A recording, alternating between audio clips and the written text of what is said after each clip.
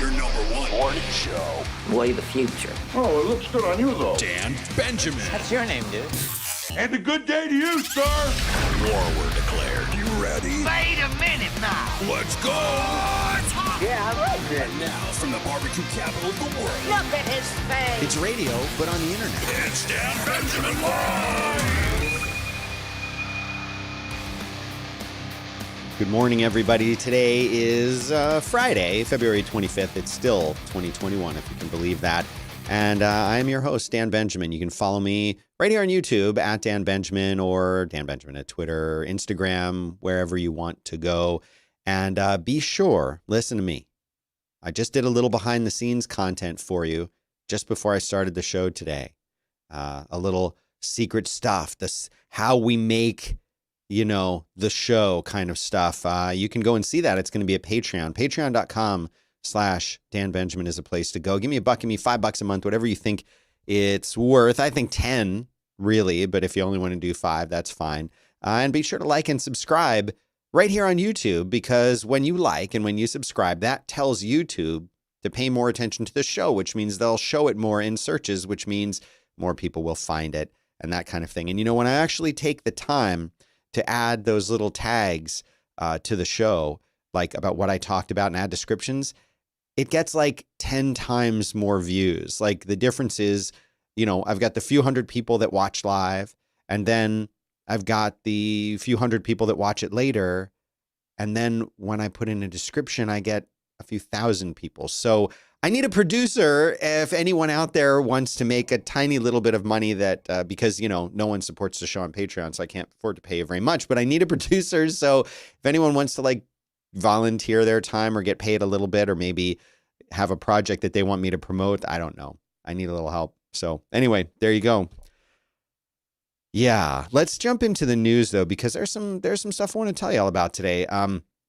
The first thing is there is a Senate ruling. They were trying to, there's this thing called the Democratic Relief Package. You probably heard about that, where they're trying to increase the minimum wage to $15. There's an article actually in Rolling Stone talking about this. Oh, by the way, all the notes will be at danbenjamin.live. Just pick the latest episode, and there's all the notes. Or if you subscribe as a podcast person, instead of watching it live, you'll see all of those in your feed. So go check that out. But it's a $1.9 trillion relief bill.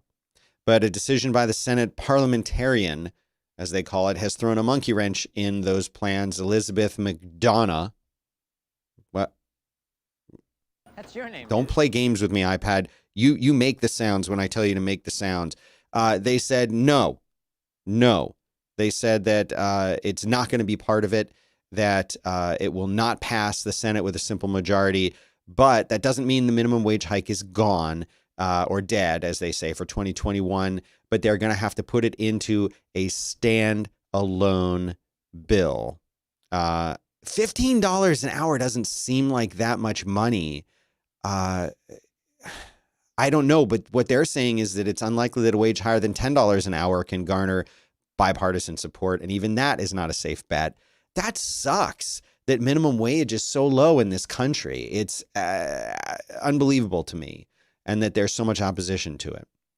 That's just crazy.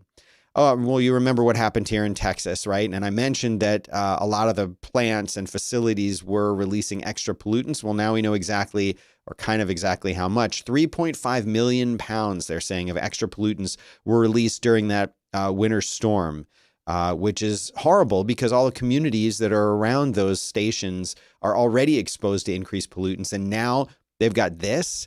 It's absolutely crazy. But that's what happened. So, you know, it's one of those things, like whenever I was looking for a house back in the day, you know, you're driving around the neighborhood and you look at the power lines, you're like, I don't want to live like right under, you see the one house, there's always that one house that's like right under the power lines. You're like, maybe that's nothing, but maybe it's, you know, doing something. Anyway. Here's something I've been wondering about for a long time. Fortunately, now there's finally an article in Healthline about it, but we got to intro our segment. Excuse me. I'm in need of medical attention. There we go. Basically, the question is, how long does immunity last after you've actually had COVID-19 and recovered from it? Because there are a lot of people that have had it, and they think that they're immune. Well, they are immune. And there are a handful of studies that have been done about this that are just starting to come out right now. But basically, here's how immunity protection works, the way this article explains it, and to the best of my ability to explain it to you. Antibodies, these are proteins that are circulating around in your blood, and these are the things that recognize foreign substances in the human body, such as viruses, right? And then they neutralize them. That's what an antibody is. You hear people talk about antibodies. These are things that are floating around your bloodstream, waiting to attack the thing that they know how to attack. And if you've been exposed to COVID-19 by having it or through a vaccination of some kind, the antibodies now know how to fight this off. So there are also something called helper T cells. These T cells recognize the pathogens. Killer T cells are the things that kill the pathogens, and B cells make new antibodies anytime that you need them. So this is how your immune system is working. Well, people who recover from COVID have been found to have all four of these components, or components, as you say, but specifics about what it means and how long the immunity response lasts, it's still not clear. And each of these studies that I've read actually say something a little bit different. So the only way to really know is to track re-exposure. So you'd need to have the person identified as having COVID, what strain they have, see them get infected again, and look at how long that takes. And this is something that's kind of hard to do because you'd need to do it with a significant number of people to get real numbers because, of course, everyone's immune system is different and how they react is different. But there was a new study that was done in the journal called Science, and unfortunately I let my subscription to that expire. But they're saying it can last as long as 8 months. 8 months. That's pretty amazing. According to Shane Crotty, PhD, he is a professor at the La Jolla Institute for Immunology in California. He co-led the study. His team measured all four components of immune memory in almost 200 people who had been exposed to the SARS-CoV-2 vaccine, which is what, not vaccine, SARS-CoV-2, which is what causes COVID-19, and then recovered from it. And the researchers found that the four factors persisted for at least 8 months. This is important because it shows that the body can remember COVID-19. It remembers having it. And then those memory B cells wake up and start making more antibodies. It's pretty cool. Before that study, they said there was work that had been done that was showing that it remained for at least 3 months. But even if you have mild symptoms, even if you're one of the lucky people who don't have major symptoms from it, 8 months potentially, and it could even go longer than that. In a different study that was published in the New England Journal of Medicine, researchers in Iceland studied 1,107 people who had recovered from COVID-19 and then tested positive for the antibodies. And over a 4-month period, they found that those antibodies didn't even go away. They didn't even decline. They were still there the same way that they were right after the people had recovered from it. Then they announced that it could be at least 5 to 7 months. And another team tested 30,000 people in Arizona shortly after the blood test was developed, and they found the same results. So if you were unlucky enough to get COVID, now you're lucky enough to have antibodies and resistance to it that could last over 8 months. They're saying it could be even longer. So that's pretty cool. Next story about coronavirus. This is one that I'm not talking about this as to present it to you as news.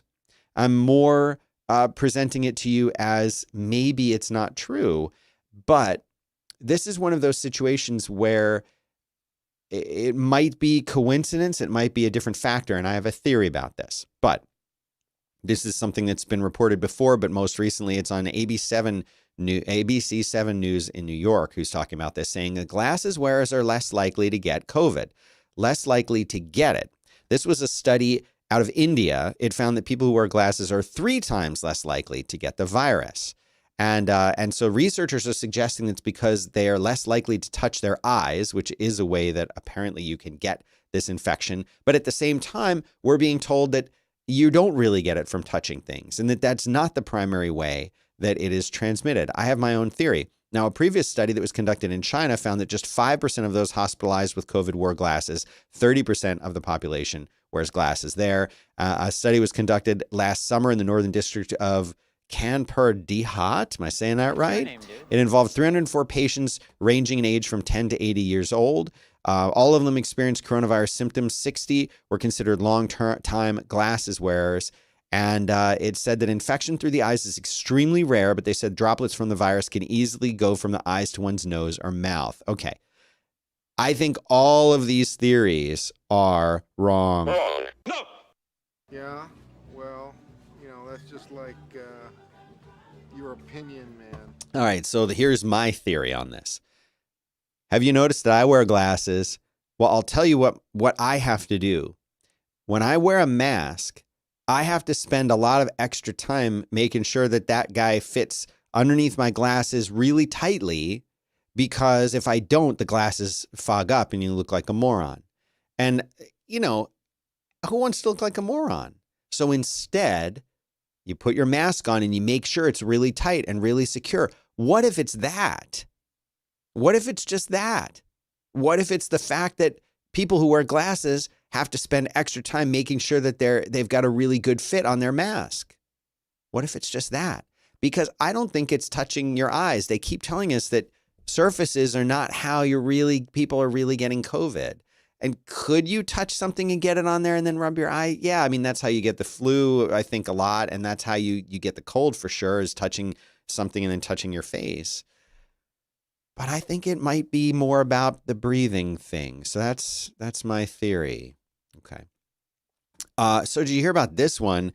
An Air Force contractor stole 112 top secret documents and kept them at home. Yeah. They had top secret clearance and they pled guilty to illegally taking 2,500 pages of classified documents, and he kept them in his house. The Department of Justice said Thursday his name is Isaac Vincent Kemp, and he is 35, and he is from Fairborn, Ohio. He violated laws prohibiting the removal and retention of classified documents. He was working for the Air Force, U.S. Air Force National Air and Space Intelligence Center in Fairborn, and they are responsible for analyzing intelligence and the operations and weapons of foreign air and spaces.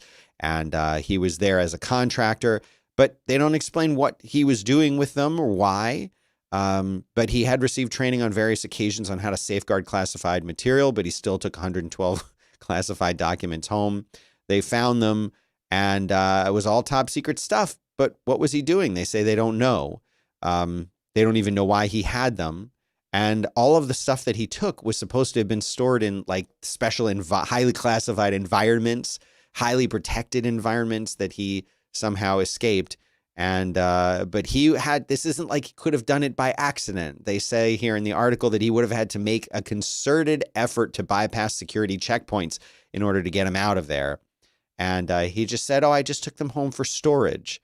He gave authorities consent to search his laptop, his phone, and his hard drive during their investigation, and was very cooperative. But that's weird. What was he doing with them? We've got to talk about a little bit of a Tiger Woods update here. He's been transferred to a new hospital in LA, and all of his fellow golfers are coming out saying, I hope that he's doing better. But now he has begun the recovery process. That's orthopedic care and recovery. And here's a quote from Dr. Anish Mahajan, the chief medical officer and interim CEO at Harbor UCLA Medical Center. I talked about him before. He confirmed that he moved to another hospital about 20 miles away. And he says, on behalf of our staff, it was an honor to provide orthopedic trauma care to one of our generation's greatest athletes. And he has what's called comminuted open fractures affecting both the upper and lower portions of the tibia and fibula bones. He had to have the rod put in, and now he has to have rehabilitation that could last a very, very long time. So we'll see what happens, but, we wish him well. Stanford researchers have identified 4 causes for what they're calling Zoom fatigue and how to fix them. But of course, it's not just Zoom. It's all of the chat apps that we are now using because of COVID to work from home. And this I thought was really interesting. It was prompted by a recent boom in video conferencing. Professor Jeremy Bailenson said he is the founding director of the Stanford Virtual Human Interaction Lab, or VHIL. He examined the psychological consequences of spending hours per day using Zoom and other ones. He says, just as Googling is something akin to a web search, the term Zooming has become ubiquitous and is now a verb, and they have invented this term Zoom fatigue. They say video conferencing is a good thing for remote communication, but just think about the medium. Just because you can use video doesn't mean you have to use video. And this is something I see a lot, especially with Fireside. And as I'm working with partners and other people, they always want to Zoom. And I always think to myself, well, if it's just me and the other person, maybe it would be better to just have a phone call, an old-fashioned phone call. Why does it have to be a Zoom? Because when it's a Zoom, it means that I'm going to be sitting in front of the computer with a camera on and all that stuff.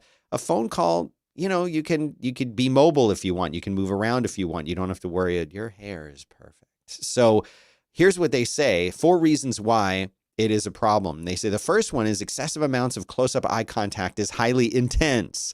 They say that both the amount of eye contact we engage in on video chats as well as the size of faces on the screen is unnatural. In a normal meeting, people will variously be looking at the speaker, taking notes, or looking elsewhere. But on Zoom calls, everyone is looking at everyone all the time. A listener is treated non-verbally like a speaker. So even if you don't speak once in the meeting, you're still looking at faces staring at you. And the amount of eye contact is dramatically increased. This creates things like social anxiety because people all have phobias about speaking in public. And they say when you're standing up there and everybody's staring at you, that's a stressful experience. And then depending on the size of your monitor and whether you're using an external monitor or not, faces on video conferencing calls appear too large for comfort.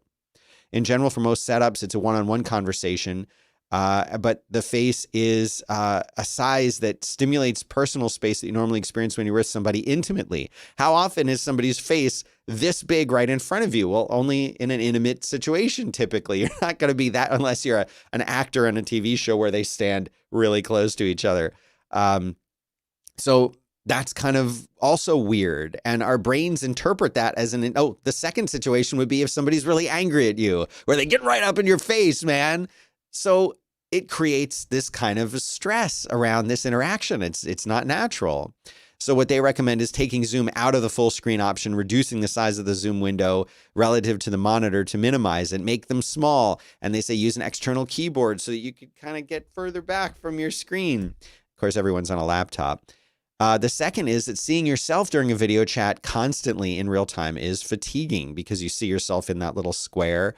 And they say that that's weird. It's taxing on us. It's stressful. There's lots of research that shows that there's negative emotional consequences to seeing yourself in a mirror, especially for extended periods of time, because we all fixate on ourselves. Oh, look at my hairline is doing this thing, or I didn't do a good job of my collar is folded over, whatever. And so what they say is turn your own self-view off. Turn it off. You don't have to see it. Once you make sure that you're properly framed in the video and you look right and your background's right, turn it off. You don't want to see yourself anymore. The third reason, they say video chats dramatically reduce our usual mobility, right? Because if you're in an in-person conversation with someone, or if you're talking on the phone, you can, just like I said before, you can walk around, you can move. You don't have to worry that you're sitting in a certain place, in a certain position, and people see you just the right way. You know, if you're sitting across from someone at a table at lunch, you get to stretch out, you sit back, you look around at things, maybe you walk together. Well, you can't do any of that. So what's the solution? They recommend that people think more about the room they're video conferencing in, where the camera's positioned. You know, again, they say use an external keyboard. It can create distance and flexibility. And of course, like we just said, turning the video camera off can give you that more sense of freedom, even if other people are looking at you. And the last one, they say the cognitive load is much higher in a video chat. Okay, so in regular face-to-face interaction, nonverbal communication is natural. You can look at the other person. You can see what they're doing naturally because they're comfortable. You can see, do they look bored? Are they yawning? They're making eye contact? Are they looking around? But humans have taken one of the most natural things in the world, which is an in-person conversation, and transformed it into something that requires a ton of thought, right? You've got to make sure your head is framed right in the center. You've got to make sure that, you know, if you agree with them, you have to do this exaggerated nod or a big thumbs up like this, because the little subtle cues aren't transferred over a Zoom chat that well. So again, that's additional cognitive load. That's why you feel really tired after a Zoom conference, right? And then gestures can mean different things in the context of a video. You know, if you look, a glance to someone during an in-person meeting can mean very different than this sort of locked in grid where you want everyone to think that you're paying attention and locked in. So here's what they say. And I think you might even start seeing this. They say, give yourself what they call an audio only break. Here's the quote. This is not simply you turning off your camera to take a break from having to be non-verbally active, but also turning your body away from the screen so that for a few minutes you're not smothered with gestures that are perceptually realistic but socially meaningless. So this is a really great paper, and it's a lot longer than what I've told you here, but I think this is interesting because I always have this focus on privacy and on interpersonal communication and how unnatural all of it is. I mean, one of the things that I try to do when I frame this shot here in the video, little inside baseball stuff, is I try to give you more of an expansive room. All the YouTube videos that I see, they're kind of focused, right here, and you get maybe from here up to the person, and then their head is sort of like larger than life. But like, I want you to see the space that I'm in. I want you to get a feel for what's going on here. And yeah, I've got some keyboards and crap on the desk, but I think that helps you guys get a feel for it. And then it's not just me kind of in that sort of 1984 style of the big talking head. So I don't know, maybe that helps. Facebook launching an all-out war on Apple's upcoming iPhone update. You probably heard about this. So basically, in the coming weeks, Apple's new software for the phone and for the iPad, it's going to require that apps get explicit consent to track what people are doing on their phones for the purpose of sharing it with third parties. Facebook doesn't like that. That's bad for Facebook, isn't it? Because it includes data about what apps are used and for how long, which websites you go to, information about your location. Advertisers want this so that they can create a hyper-targeted, personalized advertisement. And of course, most customers don't want that, but Facebook certainly doesn't want it. So Tim Cook just tweeted this. He says, "We believe users should have the choice over the data that's being collected about them and how it's used. Facebook can continue to track users across apps and websites as before. App tracking transparency in iOS 14 will just require that they ask for your permission first." And so here's what that dialog box looks like. For those of you who are tuning in with just audio, it says, allow Facebook to track your activities across other companies' apps and websites. And it says here, in addition to other screens, Facebook can explain why users should allow tracking. So this is a chance for Facebook or whatever the other app is, that their text would be in that spot. And you can either tap Ask App Not to Track or Allow. How many people do you think are going to click Allow?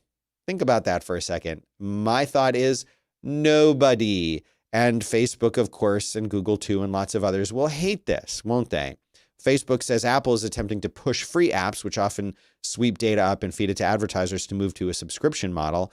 Apple, of course, collects 30% of that, and people call that the Apple tax. But Facebook's director of privacy policy, Steve Satterfield, said that Apple's forthcoming alert is an attempt to undercut the business model used by Facebook and other ad-supported free apps. Quote, this discouragement, this is going to have a real impact on the internet as we know it, which is increasingly going to move to a paid experience.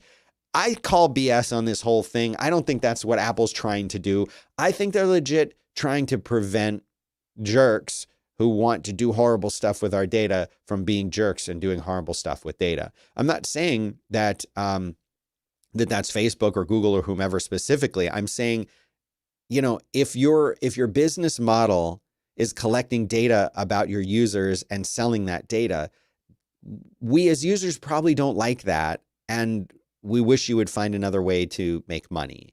And honestly, I would be much happier to pay for some kind of search engine that was as good as Google, for example.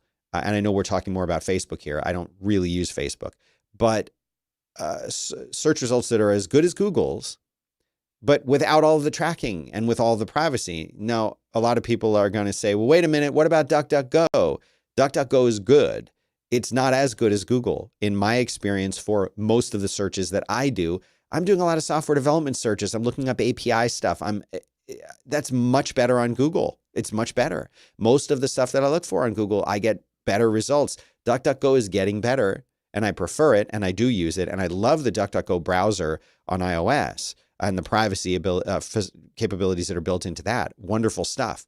But I would love an option. People are upset or thinking that it's silly that Twitter is doing this super follow thing where you have to pay to read a tweet.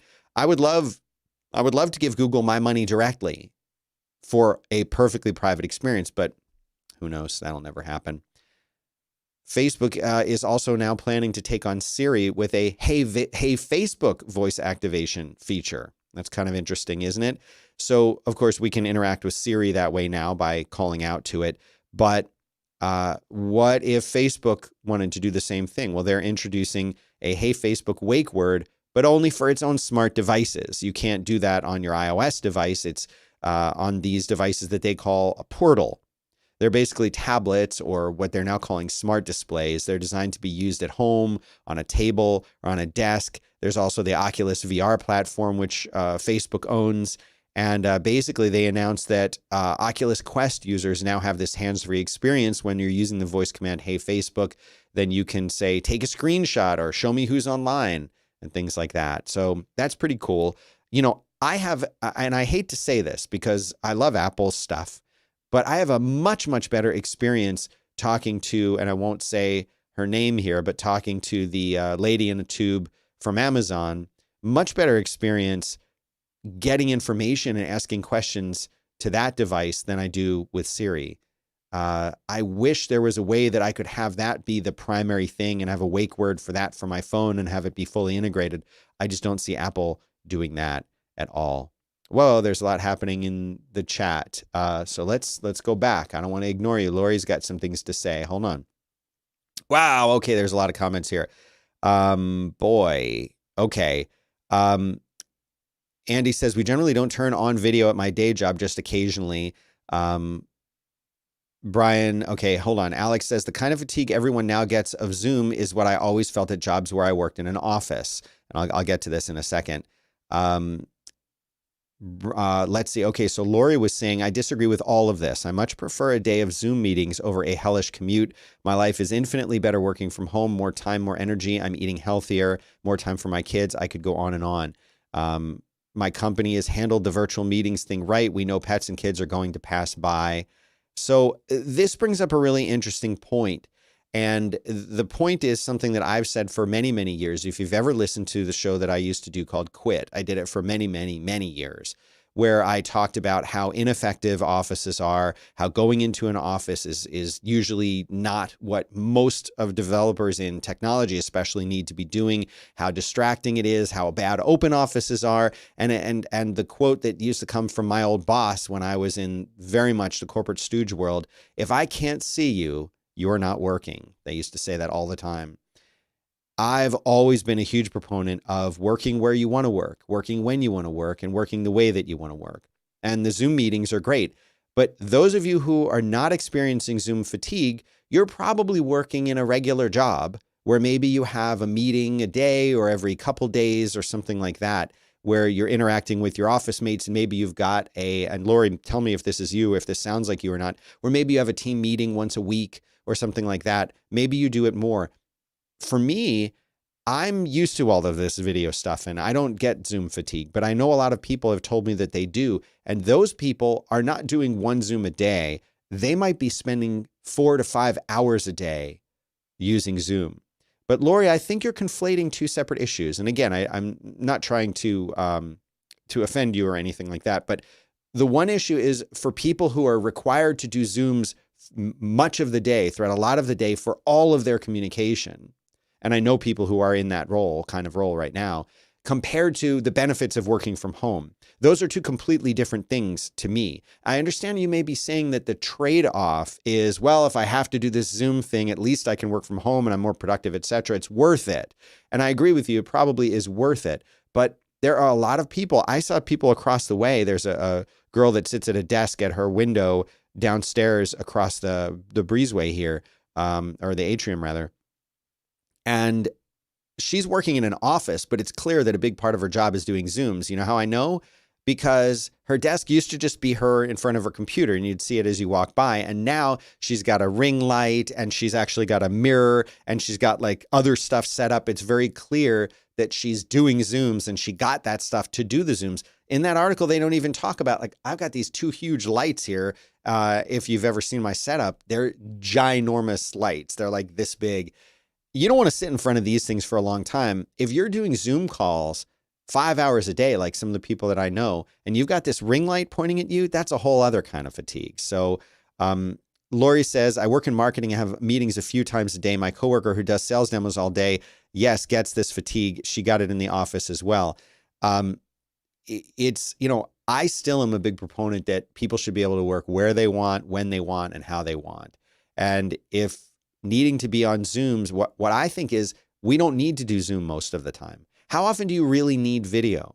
You know, I think in a way video does help you connect with the other person. They're not just a disembodied voice in your ear, but do you need Zoom for every call? Do you need video for every call? When I was telecommuting many years ago, 10, 15 years ago, when telecommuting full-time was really weird and unusual, I was on a team with a handful of other people. I think there were 7 or 8 of us. And we would often have a weekly phone call where we would hear what everyone else was doing and get a chance to share what we were working on. And then if we needed to have a smaller team meeting with just a few people, we would do that on the phone. We never had video conferencing for any of it. And it was just fine for me. I never missed the video part of it. But we would also go and play Halo as a team, and that was fun. So you still felt like you were doing something. So there's other ways to get that camaraderie and that interconnection with people without just doing Zooms. That's all I was trying to say.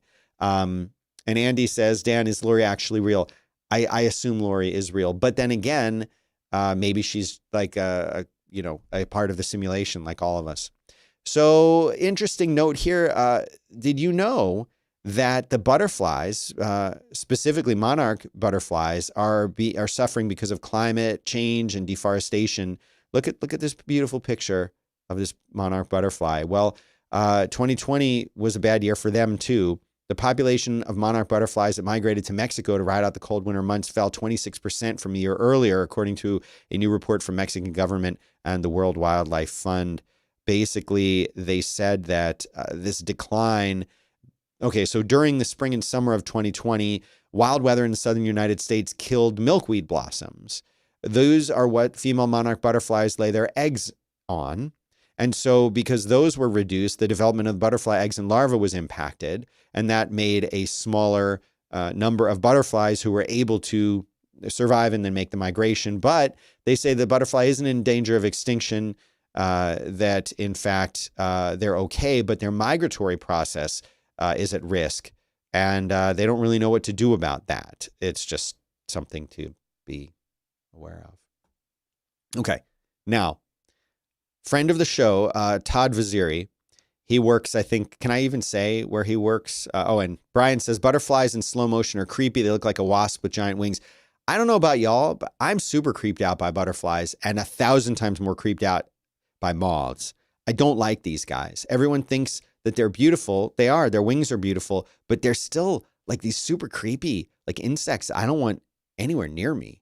Anyway, Todd, friend of the show, he tweeted out this. He said, what is your favorite absolutely not true piece of Hollywood trivia that the general public accepted as fact? For me, it's the insane idea that real hoverboards were used in Back to the Future Part 2 based on a joke made by Robert Zemeckis in a pre-release video. I'm going to show you this video. Action! And in the future, Marty finds out that things haven't changed that much. Hey! Wait, little girl, listen.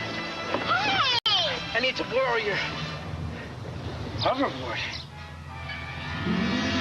The hoverboard is a board that hovers on magnetic energy, and it works just like a skateboard, except it doesn't have any wheels, and you don't have to have any pavement to hover on. And they've been around for years. It's just that parents groups have not let the toy manufacturers make them, and we got our hands on some, and we put them in the movie. Okay. Action! All right. Stop talking, Rob. So apparently Todd maybe believed this or not. And so I tweeted back to him and I said, someone actually believed this? Because I remember when this movie came out, and I was a kid when it came out, and I knew that that wasn't real, and no one needed to tell me that it wasn't real. But apparently maybe people believed it. And I said to him, someone actually believed this? And he said, yes. He said, many people. And I said, like kids, a lot of people that replied said, of course I was a kid and I believed it. I'm not talking about kids. I'm talking about adults. Did adults actually believe this? And a lot of people replied and said, yes. Ned says, my mom did. She told me about seeing a clip of Fox riding one. I'd seen the promo show, so I knew what she was talking about, but she did not get the joke and took some convincing. And, there are a lot of people who I think as adults did believe that hoverboards were real. But anyway, I love Todd, and he's great. Now, the last thing I'm going to leave you with, it's the last thing I'm going to talk about today before we go into the weekend. I've talked to you about deep fakes before, and I've said that it's just a matter of time before there are so many deep fakes and creating deep fakes becomes so easy that there will have to be a special way to prove that the person that you're seeing on video is actually the real person and not a deep fake. And I want to show you this one with Tom Cruise. Now, this is not Tom Cruise. This is a deep fake. You can tell that because physically his build is a bit different and his voice is good, but not perfect.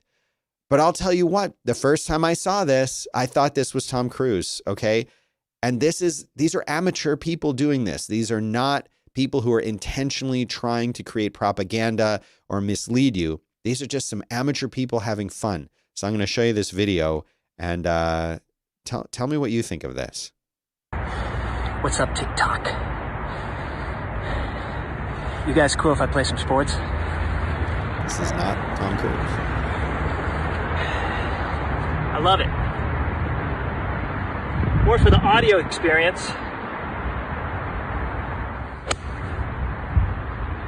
As much as the momentum. Hey, listen up, sports and TikTok fans. If you like what you're seeing, just wait till what's coming next.